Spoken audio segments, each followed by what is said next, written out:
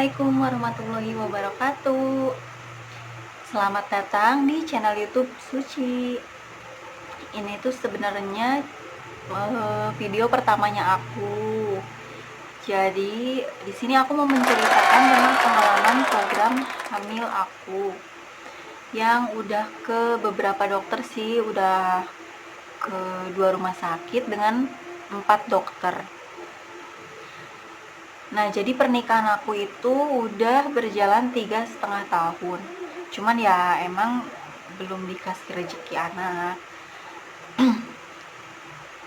Jadi ceritanya tuh waktu itu kita udah santai-santai aja sih, setahun pernikahan santai. Emang aku pas awal nikah itu masih kerja, kalau nggak salah sih aku tuh nikah September, berhenti kerja Februari, berarti sekitar September, Oktober, 5 bulanan. Nah itu aku santai aja sih, soalnya kan masih kerja juga, jadi kalau hamil pun kasihan dedeknya. Nah terus setelah itu setelah setahun lebih lah, aku coba tuh konsul ke dokter di salah satu rumah sakit di Bekasi. Dokternya sih bagus, cuman dia katanya sih dia tuh sakit jantung kayaknya, jadi kebanyakan cuti gitu. Jadi pas aku mau proses selanjutnya, dia itu malah cuti, jadinya aku nggak, gimana ya, jadi mulai dari awal lagi gitu, nggak lanjut kayak gitu. Nah terus pas periksa itu ternyata aku itu didiagnosa PCOS. Ya itu sebenarnya masalah masalah yang kebanyakan ya wanita sulit hamil gitu. Aku sih pas awal-awal tuh nggak ngerti PCOS tuh apa, terus efeknya tuh selama apa, dan ternyata emang lumayan menyulitkan untuk bisa hamil. Tapi ya itu kembali ke rezeki juga. Ada yang PCOS tapi gampang hamilnya kayak gitu. Terus akhirnya aku ganti dokter ke rumah sakit yang sama, cuman yang satu di daerah Grand Wisata, yang satunya ini di Bekasi.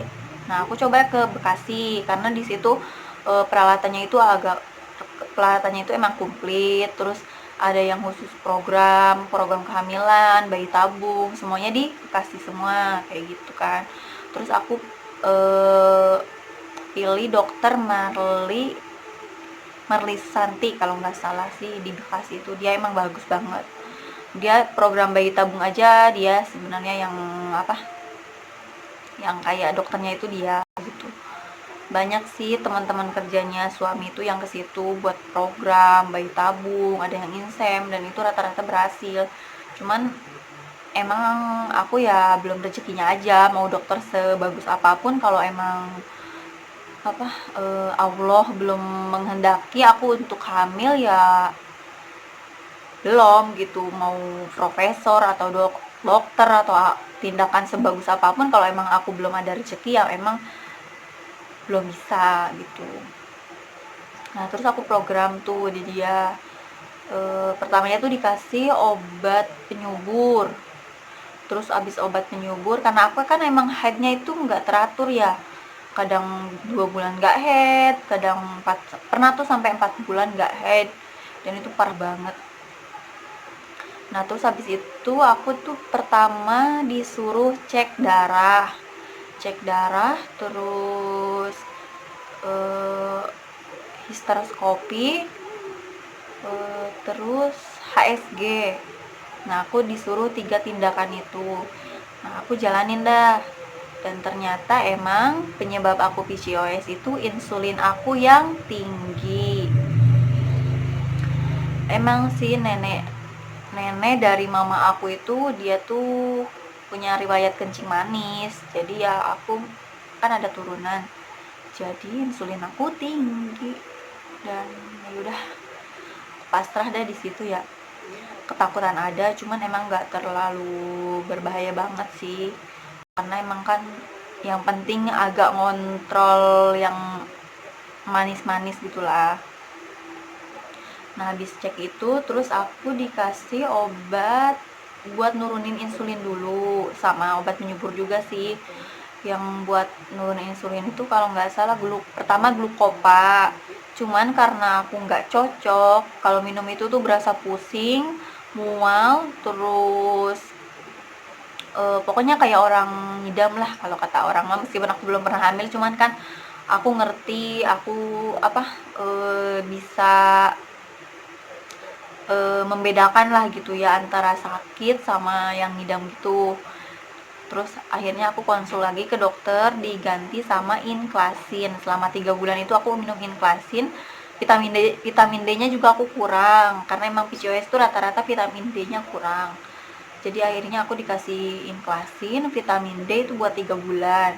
Terus yang obat penyuburnya itu paling ya buat sebulan aja sih, sama obat yang buat menguat gitu.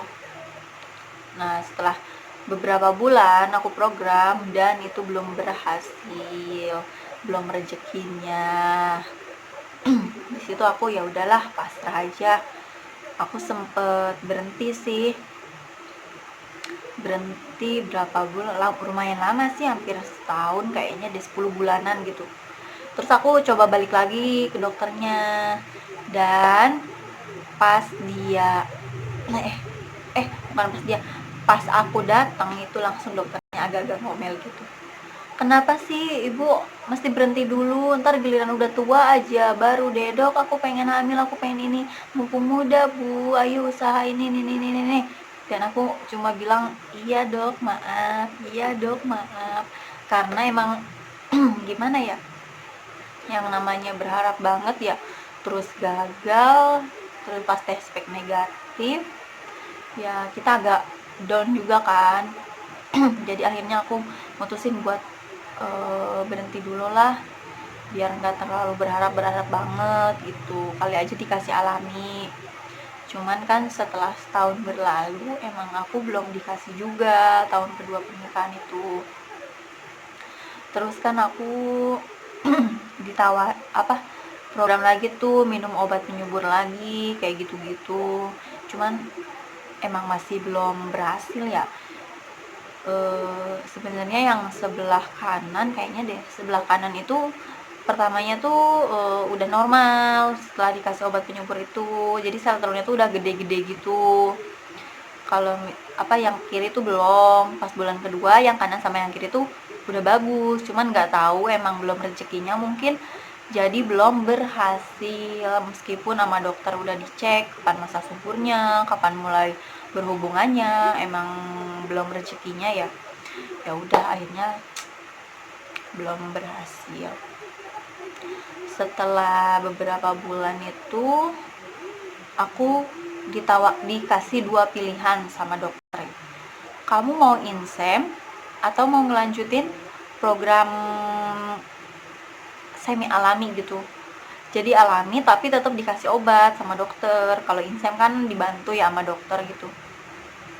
Akhirnya aku sama suami memilih untuk insem. Jadi kita tuh insem itu prosesnya kebenaran pas bulan puasa. Ya udah kita milih buat insem dok. Terus akhirnya dikasih obat gitulah banyak, pokoknya prosesnya itu panjang, lumayan panjang sih. Cuman nantilah aku ceritain ya soal insem itu di video selanjutnya. Nah setelah itu insemnya itu gagal, dan aku ya udahlah kita berhenti dulu gitu ya. Akhirnya kita berhenti sampai sekarang. Tapi kemarin sih awal bulan itu udah mulai periksa lagi. Jadi coba-coba periksa ganti dokter, nyobain, karena temen aku itu jadi aku tuh sama temen aku itu nikahnya itu cuma beda 2 hari. Cuma bedanya dia itu lama itu karena 2 kali keguguran, dan mau dapetin yang ketiga itu agak susah. Terus dia programnya sama ke dokter Marli itu yang di Bekasi, cuma dia belum berhasil. Terus dia nyobain ke dokter yang di Grand Wisata ini lagi, cuma beda dokter.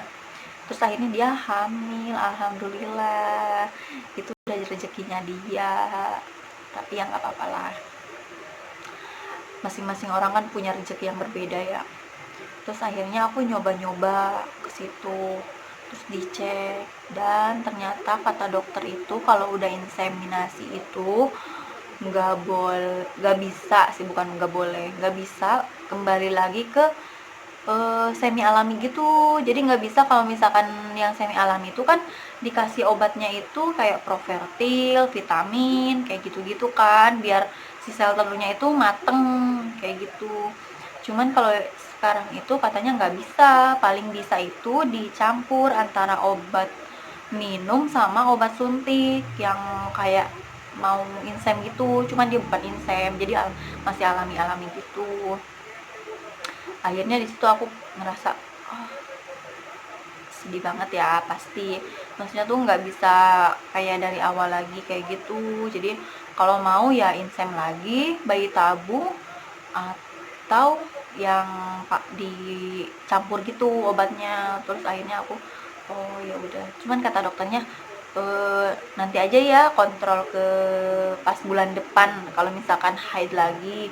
Jadi bulan ini nggak dikasih obat nyubur dulu, jadi aku dikasih lagi obat yang buat nurunin insulin itu, dikasih glukopa. Meskipun aku udah cerita kalau aku tuh pusing, mual, cuman kata dokter coba aja cara minumnya dibedain gitu. Jadi cara minumnya itu di tengah-tengah kita makan nasi, kita berhenti dulu, kita minum obatnya dulu, lanjut lagi makan nasi. Kebayangkan gimana rasanya? Perjuangan banget pokoknya. Terus dikasih juga vitamin D yang 1000 IU kayaknya deh. Itu diminumnya sehari sekali karena emang aku kan kurang vitamin D kalau PCOS. Ya semoga aja bulan ini aku bisa positif ya Allah. Aku minta doanya dari semuanya biar aku berhasil, nggak perlu insem lagi, apalagi sampai bayi tabung. Karena ya gimana ya, biayanya kan mahal. Jadi daripada buat insem, misalkan kalau Allah ngasih rezeki alami, kan kita lebih bersyukur gitu ya, daripada buat bayi tabung juga.